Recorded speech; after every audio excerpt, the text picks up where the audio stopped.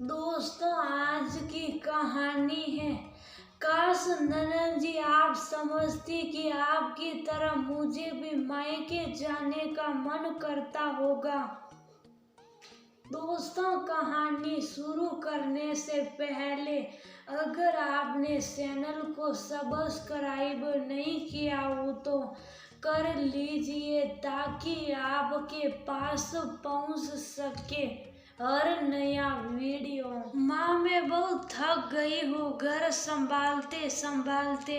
या मेरी थकान किसी को नजर नहीं आती। कुछ दिन आराम करना चाहती हूँ। सोच रही हूँ कुछ दिनों के लिए अपने मायके आ जाऊँ। आते हुए अपने बच्चों को भी साथ ले आऊंगी। वे वहीं से स्कूल चले जाएंगे। आखिर एक ही शहर में ससुराल और मायका होने का कुछ तो फायदा मिले। नर्मदा ने फोन पर अपनी माँ से कहा। पार्वती जी ने दूसरी तरफ से कहा, बेटा जब तेरी इच्छा हो आ जाना। आखिर ये तेरा भी तो घर है। ठीक है माँ, तो मैं कल ही आ जाऊंगी। नर्मदा खुश हो बोली। हाँ बेटा, कल आ जाओ, मैं तुम्हारा इंतजार करूंगी। अभी मैं फोन रखती हूँ, मुझे मंदिर भी जाना है। कमला जी ने फोन रख दिया और सीधे किचन में गई। किचन में खाना बना रही बहू से बोली, अरे अनुपमा सुनो, कल तुम्हारी ननद आ रही है। आज बाजार जाकर फल सब्जी और मिठाइयाँ लेकर आना। बेचारी मेरी बेटी ससुराल में नौकरों की तरह काम करती है और उस पर कोई ध्यान ही नहीं देता। यहाँ आएगी, कुछ दिन रहेगी तो उसका मन और तबीयत अच्छे रहेंगे। सास के मुंह से ऐसी बातें सुनकर अनुपमा का चेहरा उतर गया। वह मन ही मन सोचने लगी, काश आपको मेरी थकावट भी नजर आती। मैं भी दिन रात झाड़ू पोछा, बर्तन, खाना बनाना, मार्केट जाना और हर वह काम करती हूँ जिससे हमारे परिवार वालों को कोई दिक्कत ना हो। काश आप मुझ पर भी ध्यान दे पाती। आपकी बेटी तो जब मन में आता है तब यहाँ आ जाती है, लेकिन मैं साल में एक बार ही अपनी माँ के पास जाती हूँ, तब भी आपको प्रॉब्लम होती है। मैं भी इंसान हूँ, मेरा भी मन है। मुझे भी लगता है अपने माँ के पास जाकर थोड़ा आराम करूं, सुख दुख की दो चार बातें करूं, अपना मन हल्का करूं। भगवान अब तुम ही कुछ करो ताकि मेरी सास की आंखें खुले और उसे मेरी थकावट भी नजर आए। शाम तक भगवान ने जैसे अनुपमा की सुन ली और उसकी ननन का फोन आया। ननन ने अपनी माँ से कहा कि उसकी सास ने उसको मायके आने के लिए मना कर दिया है, इसलिए इस बार वह नहीं आ सकती। पार्वती जी बोली, ऐसे कैसे मना कर दिया? पहले तो कभी वह तुम्हें आने के लिए नहीं रोकती थी, इस बार भला क्या हो गया? लाओ मेरी बात कराओ, उसने मैं समझाती हूँ। नर्मदा ने फोन अपनी सास के पास दिया। पार्वती जी ने कहा, नमस्कार समधन जी, आपको कुछ कहना था? समधन जी ने कहा, कहिए।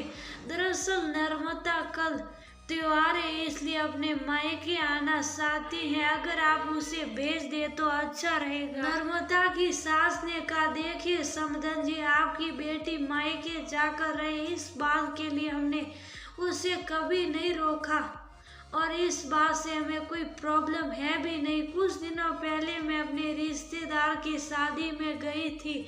वहाँ आपकी बहू अनुपमा की माता जी से मिलने का मौका मिला। उसने गपशप करने के दौरान उनकी बातों से पता चला कि अनुपमा को साल में एक बार ही अपने मायके जाने को मिलता है और वह भी बहुत कम समय के लिए।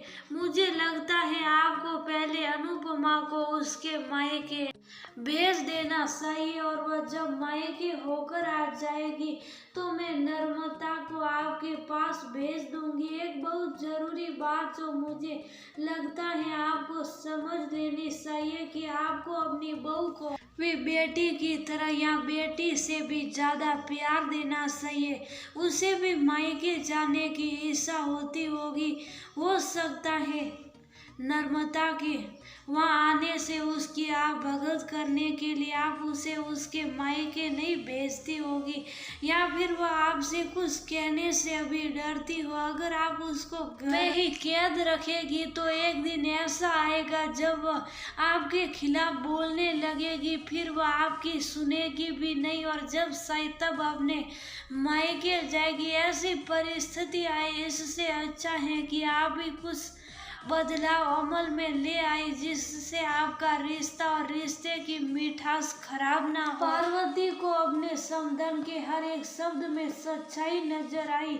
उन्हें महसूस हुआ कि उन्होंने अपनी बेटी के प्यार में अंधे होकर कभी भी अपनी बहू के मन का विचार नहीं किया। उन्होंने हमेशा ही अपनी बेटी को अपने बहू से ऊपर रखा। दूसरी तरफ नर्मदा भी अपनी भाभी के बारे में हो रही इस बातचीत को सुन रही थी। उसने भी रियलाइज किया कि वह कभी भी अपनी भाभी के साथ ठीक से बात नहीं करती, और जब वह अपने मायके जाती हैं तो भाभी थोड़ी उदास रहती हैं। पार्वती जी ने अपनी बहू को बुलाया और उससे कहा कि अनुपमा कुछ दिनों के लिए नर्मदा नहीं आने वाली है, इसलिए पहले तुम अपने मायके होकर आओ।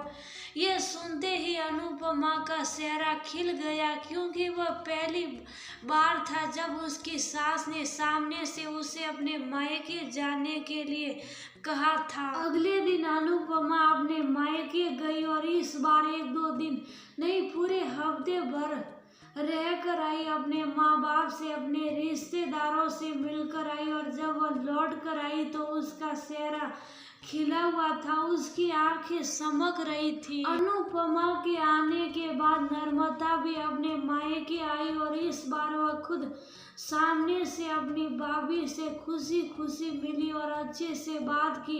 नर्मदा ने अपनी माँ से बात करके उन्हें भी अच्छे से समझने में मदद की कि वे कहीं ना कहीं अनुपमा के साथ गलत व्यवहार कर रहे थे। दूसरी तरफ अनुपमा अपने ससुराल वालों के बदले रवैये से बहुत खुश थी। अब वह खुशी खुशी सबका ध्यान रखती और हर काम प्यार से करती। वह ध्यान रखती कि कोई भी ऐसी बात या काम ना करे जिससे घर में तनाव का माहौल पैदा हो। पार्वती जी अपनी बहू को खुद ही समय समय पर मायके भेज दिया करती। एक छोटे से बदलाव ने सास बहू और भाभी ननद के बीच की कड़वाहट को दूर कर दिया और रिश्तों को और भी ज्यादा मीठा और मजबूत कर दिया।